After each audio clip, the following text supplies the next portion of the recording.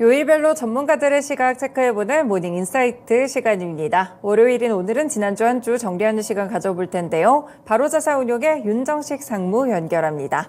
상무님 안녕하세요. 네, 안녕하세요. 네, 저희 지난주 흐름부터 좀 보겠습니다. 사실 지난주 국내 시장도 금리 인하의 훈풍이 좀 불어들었던 그런 한 주였던 것 같은데요. 일단 뉴욕 증시가 지난주 금요일에 살짝 조금 이런 낙관론을 경계하는 목소리가 있어가지고 앞으로의 흐름도 궁금합니다. 일단 지난주 흐름부터 짚어주시죠. 네, 이 지난주 같은 경우는 전체적으로 굉장히 좋은 흐름들 보여주고 있습니다. 우선 미국 증시 같은 경우가 뭐 사상 최고치, 나스닥 100지수 사상 최고치 경신하는 모습 보여줬죠. 뭐 S&P도 그렇고 다우도 그렇고 다 좋은 모습 보여줬는데 국내 증시도 마찬가지로 굉장히 강한 모습을 보여줬고 국내 증시 같은 경우 이 박스권 안에서 굉장히 얇게 움직였죠. 그러면서 뭐 지지선과 저항선이 상당히 좀 강력하게 작용하는 그런 모습들 보여줬었는데 코스피에서 특히나도 더 강하게 그 저항선들을 돌파하면서 올라가는 모습을 보여줬습니다. 뭐 수급적으로도 상당히 좀 긍정적이었고요. 이 코스피 같은 경우는 금리 인하 기대감에 5거래일 중에 4거래일, 그러니까 월화는 상승을 했고요. 수요일 하락하고 목금 강하게 상승을 했습니다. 그러면서 2,500 한 30포인트 정도가 코스피에서 박스권 상단처럼 여겨졌었는데 우선 121선이 조금씩 내려온 이유도 있긴 있지만 이 박스권 상단을 돌파할 때 굉장히 강하게 돌파를 했죠. 12월 13일 날 이 하락을 했을 때 종가가 2,510포인트였습니다. 그런데 목요일 날 이 상승을 할 때 2,544포인트, 그러니까 33포인트나 좀 강하게 상승을 하는 그런 모습을 보여줬고요. 그러면서 박스권을 좀 강하게 뚫어내는 모습들, 그리고 금요일 날도 마찬가지입니다. 한 20포인트 정도 상승을 하면서 2,563포인트, 2,500선대 중반을 강하게 좀 넘어섰죠. 그러면서 이제 2,500선 하회하는 부분은 좀 덜 걱정해도 될 정도로 이 이평선들이 다 모이면서 이제는 그동안 저항선으로 작용했던 이 선들이 다 지지선으로 좀 작용을 하는 그런 모습들을 보여주고 있습니다. 수급적으로도 뭐 거의 100점에 가까운 수급을 보여줬는데요. 왜 개인이 5거래일 연속 팔았습니다. 그 외국인이 월화 목금 이 4일 샀는데 외국인 같은 경우는 목금 4일은 굉장히 좀 강하게 샀습니다. 월화는 좀 약하게 샀고요. 그렇지만 목요일 날 6,252억 원, 금요일 날 8,565억 원을 사면서 이 박스권을 좀 강하게 돌파하는데 큰 기여를 했고요.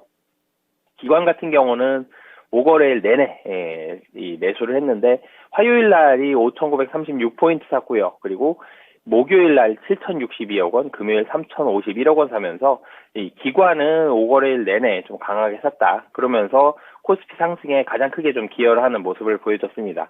특히 목요일과 금요일에는 목요일은 외국인과 기관이 합쳐서 1조 3천억 정도 샀고요. 이 금요일에는 1조 1,500억 정도 매수를 하면서 외국인 기관이 쌍끌이 매수를 강하게 작용을 하는 이런 모습들. 그러니까 FOMC 이후에 외국인과 기관이 상당히 좀 환호를 하는 그런 모습들을 볼 수가 있었습니다.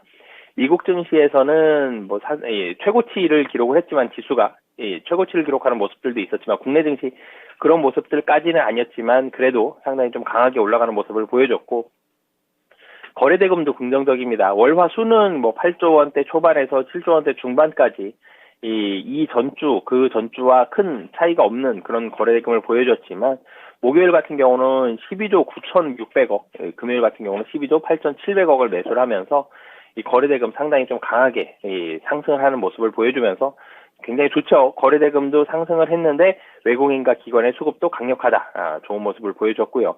이 매수한 종목들도 이제 같이 좀 살펴보면은요. 국내 증시 외국인이 가장 많이 매수했다. 기관이 가장 많이 매수했다. 그러면 이 섹터가 빠질 수가 없죠. 반도체 가장 많이 샀습니다. 이 외국인부터 살펴보면 매수 1위가 SK 하이닉스고요. 그 다음에 삼성전자입니다. SK 하이닉스가 5,267억 원, 삼성전자가 3,760억 매수를 했습니다. 두 종목 합쳐서 9천억 샀죠. 굉장히 많이 샀습니다. 뭐 그 외에도 다른 반도체 종목들까지 샀지만 가장 눈에 많이 띄죠. 이 두 종목, SK 하이닉스와 삼성전자.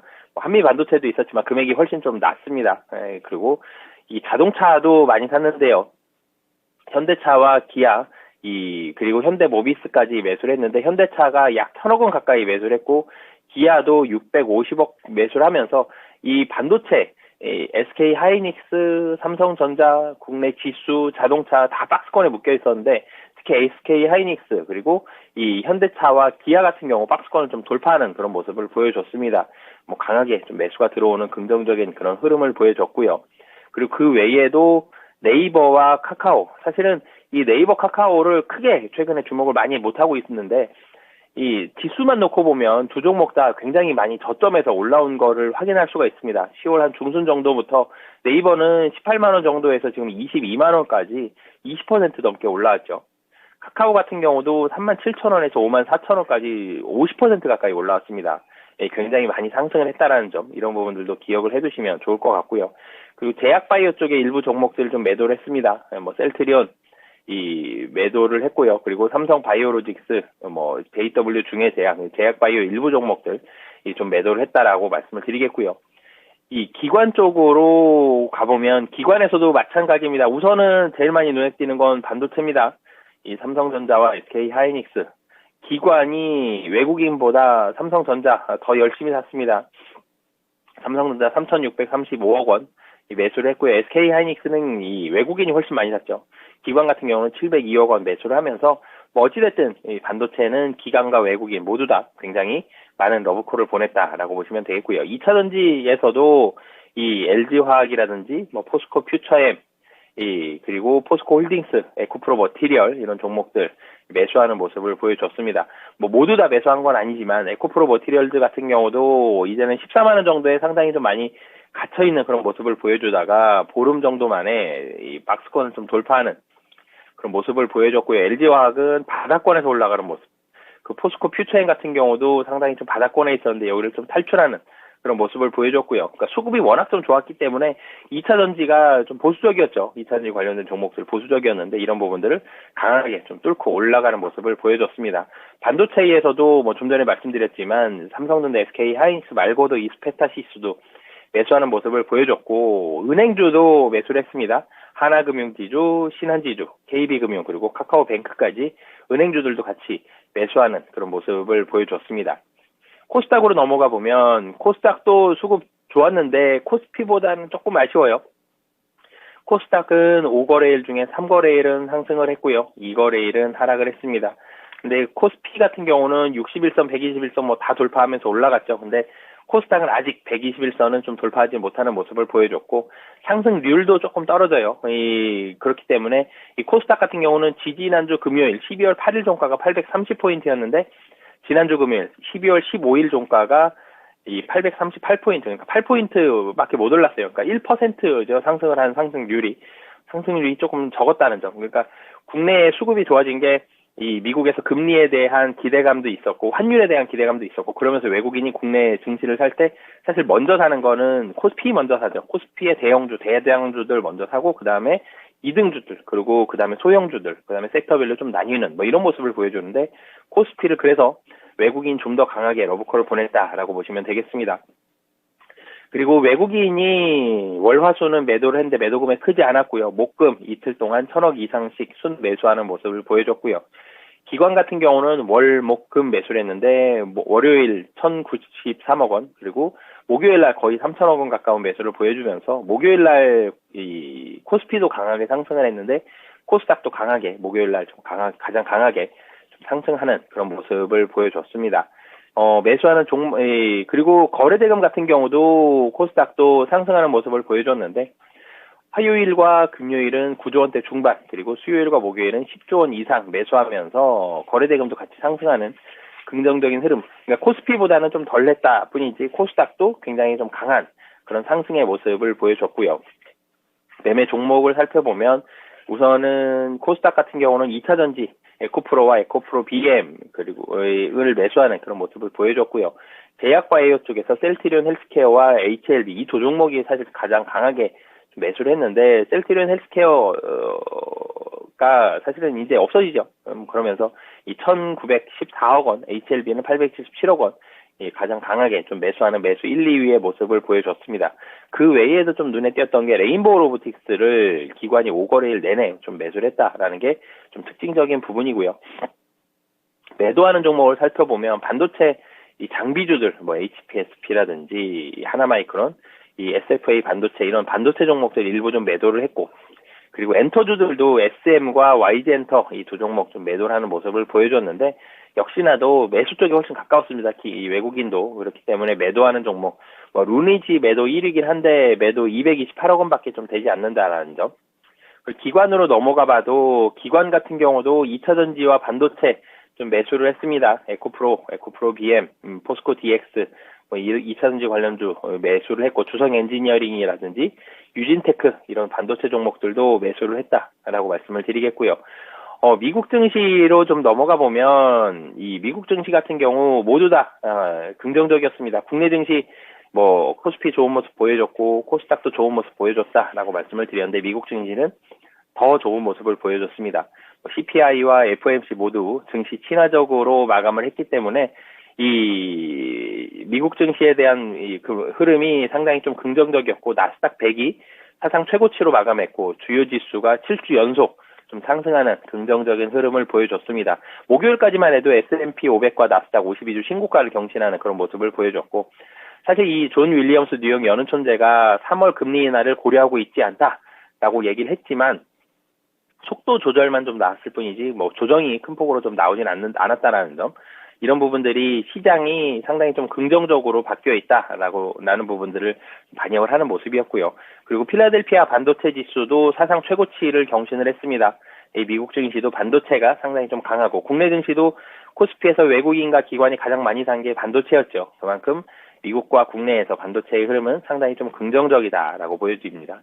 그리고 마지막 거래일은 조금 쉬는 모습들, 좀 전에도 말씀드렸지만 존 윌리엄스 뉴욕 연은총재가 3월 금리 인상을 고려하지 않고 있다라고 속도 조절했는데 조정은 안 나왔어요. 그렇지만 좀 숨을 고르는 그런 모습들이 있었기 때문에 오늘 시장에도 어느 정도는 좀 영향이 있을 가능성이 높다라고 보시면 되겠습니다. 네, 확실히 지난주에는 상당히 좋았던 그런 이슈들이 있었고 결국에 시장에 좀 반영이 됐던 한 주였던 것 같은데요. 이번 주 흐름도 상당히 궁금해집니다. 이번 주에 있을 주요 일정들은 어떻게 될까요? 네, 이번 주 같은 경우는 우선 월요일에는 독일 IF 기업 환경 지수가 예상이 되어 있는데, 이전이 87.3인데 예상이 조금 올라갈 걸로 보여집니다. 이제는 금리 인하는 확실해졌기 때문에 여기에서 경기가 매우 안 좋다 이런 뉴스 나오면 좀 좋지 않거든요. 그렇기 때문에 경기에 대한 부분들, 기업들의 실적에 대한 부분들, 이런 부분들을 같이 관찰하시면 좋을 것 같고요. 그리고 미국 12월 주택 가격 지수 이전이 34인데 38로 올라갈 것으로 보여집니다. 화요일 같은 경우는 유로존 11월 소비자 물가지수 확정치와 캐나다 11월 소비자 물가지수, 그리고 미국 11월 건축 허가 건수가 있는데 사실 크게 영향 미치지는 않을 것 같고요. 그리고 BOJ 통화정책회의가 있는데 이 BOJ 통화정책회의 이후에 어떤 언급들이 나오는지 같이 보시면 될 것 같고, 수요일이 사실 중요합니다. 이번 주에는 수요일과 금요일을 좀 주목을 해보시면 좋을 것 같은데, 수요일에는 중국의 기준금리와도 같은 LPR 금리 결정이 있는데 1년과 5년물이 이전에 각각 3.45%와 4.2%였습니다. 그리고 유로존의 10월 경상수지, 그리고 12월 소비자 신뢰지수 잠정치가 있고요. 독일 1월의 소비자 신뢰지수, 11월 생산자 물가지수가 있습니다. 그리고 미국의 12월 컨퍼런스 보드 소비자 신뢰지수가 있는데 이전 102에서 103.8로 올라갈 것으로 보여지고요. 그리고 실적 발표가 있는데 장 끝나고 나서 마이크론의 실적이 나옵니다. 최근에 반도체 분위기가 좋죠. 여기서 마이크론이 영향을 미칠 수 있기 때문에 마이크론 실적이 사실은 어느 정도는 긍정적인 흐름이 나올 걸로 보여집니다만, 만약에 여기서 마이크론 실적이 많이 좋지 않다, 그러면 한번 조정을 받을 수 있다는 점, 그래서 장 끝나고 나서 마이크론의 실적 주목을 해보시면 좋을 것 같고요. 21일 목요일 같은 경우는 한국 11월 생산자 물가지수, 그리고 미국의 3분기 GDP 확정치가 있는데 1차가 4.9%, 2차가 5.2%였다는 점, 그리고 3분기 PC 물가지수 확정치, 그리고 12월 필라델피아 연은 제조업지수, 그리고 신규 실업수당 청구 건수가 나오는데 최근에 이 실업수당 청구 건수로 인해서 금리에 대한 컨센서스 이런 분위기들이 많이 잡혔었다라는 점 잘 보시면 좋을 것 같고요. 그리고 장 끝나고 나서 나이키의 실적 발표가 있습니다. 그리고 22일 금요일에는 가장 중요한데요. 미국 11월 PC 물가지수가 있는데 이 헤드라인과 코어 이 두 가지의 예상치가 있습니다. 이 예상치를 보고 여기에서 많이 벗어나는지 이런 부분들 잘 보셔야 될 것 같고요. 이 중국의 금리 결정과 미국의 이런 PC 물가지수 잘 주목을 해보시면 좋을 것 같습니다. 네, 이번 주에는 확실히 중국의 기준금리 결정이라든지 마이크론 실적 그리고 미국의 경제 지표들을 함께 보는 게 중요할 것 같은데요. 네, 이번 주 전략에 대한 포인트도 함께 제시해 주세요. 네, 지난주 금요일 밤, 그러니까 금요일에서 토요일 넘어오는 미국 증시의 마지막 거래일이 조금 쉬었습니다. 그런 점, 그리고 국내 증시도 좀 빠르게 올랐다라는 점, 2,500선은 상당히 좀 안착할 것으로 잘 지켜질 것으로는 보여지지만, 금리 인하에 대한 기대감이 상당히 많은 부분은 좀 선반영이 되어 있습니다. 그렇기 때문에 국내 증시는 2,500선 밑으로는 사실은 별로 안 갈 가능성이 높고요. 2,500선에서 크게 벗어나지 못하는 상황에서 다시 한번 박스권, 그러니까 박스권이 여전히 얇아요. 얇은데 이전보다는 조금 더 올라간 2,400선대 후반에서 2,500선대 중후반 정도까지 이런 박스권이 예상이 되는 상황이다라고 보시면 되겠고요. 그리고 양도세 계속 걱정하고 있는데 지난주엔 시장이 워낙 좀 좋았었죠. 물량이 어느 정도는 소화가 됐겠지만 연말 양도세 물량이 이번 주에도 나올 가능성이 높다라는 점, 그리고 이 조정이 좀 나올 수도 있기 때문에 반도체 자동차는 실적이 상당히 좀 좋기 때문에 시장이 기대를 하고 외국인이 좀 많이 샀죠. 이런 부분들이 있기 때문에 실적이 좋은 이런 대형 섹터들을 어느 정도는 좀 담아두시고요. 그 외의 포트폴리오를 좀 단기적인 종목으로 좀 구성을 하시면 좋을 것 같습니다. 미국 증시로 넘어가면 이전에는 배드뉴스, 굿뉴스였죠. 경제 지표가 좋지 않게 나왔을 때 금리 인하를 좀 더 빨리 할 가능성이 있기 때문에 시장이 상승을 했었는데 이제 그 기대감이 상당히 많은 부분이 선반영되어 있고 그렇기 때문에 배드뉴스, 배드뉴스입니다. 그렇기 때문에 경제 지표도 같이 잘 보셔야 될 것 같고요. 제한적인 상승 속에서 금리 인하 관련된 이벤트, 그러니까 사실은 금리 인하 관련된 이벤트도 같이 보셔야 될 것 같지만 경제 지표가 만약에 좀 좋지 않게 나오고 실적이 좋지 않게 나오고 그렇다라면은 시장 한번 하락할 수 있다는 점, 이런 지표들에 대한 중요성이 여전히 상당하다는 점 염두에 두시면 좋을 것 같고요. 그리고 빅테크 기업들에 대한 주가 지난주에 계속 좋았습니다. 이 흐름들이 이번 주에 어떻게 되느냐도 상당히 좀 잘 보셔야 될 것 같습니다. 네, 알겠습니다. 주신 전략 잘 참고해서 이번 주도 성공 투자 해보시길 바라겠습니다. 말씀 고맙습니다. 네, 감사합니다. 네, 이렇게 모닝 인사이트 시간에서는 바로자산 운용의 윤정식 상무의 의견까지 함께 알아봤습니다. 지금 증권가에서는 코스피 예상밴드를 2,450선에서 2,580선으로 제시하고 있는데요. 사실상은 상단이 조금 제한됐다고 보는 상황이죠. 일단 투자에 참고해 보시면서 이번 주에 있을 양도세 과세 대상에 대한 기준이 바뀌게 될지 이 발표도 함께 주목해 보시면 좋을 것 같습니다. 그리고 한 가지 더, 매주 금요일 4시 진쉬진에서 포트폴리오 진단을 해드립니다. 이제 시장에 올라오는 타이밍인데 내 포트폴리오 막막하다 하신 분들은 이 기회 활용해 보시면 좋을 것 같은데요. 아래 하단의 번호 022128-3388로 종목명과 매수가 비중을 알려주세요. 저희가 진단을 골라서 해드리도록 하겠습니다. 네, 이렇게 오늘 모닝쇼 진행을 해봤고요. 지금까지 다양한 투자 판단에 도움이 되는 말씀들을 함께 전해드렸습니다. 하지만 특정 종목의 상승 하락을 보장하지는 않는다는 점 기억해 주세요. 네, 이번 주도 성공 투자하시길 바라겠습니다. 날씨도 쌀쌀한데 따뜻하게 입으시고요. 감기 조심하세요. 모닝쇼 마치겠습니다. 고맙습니다.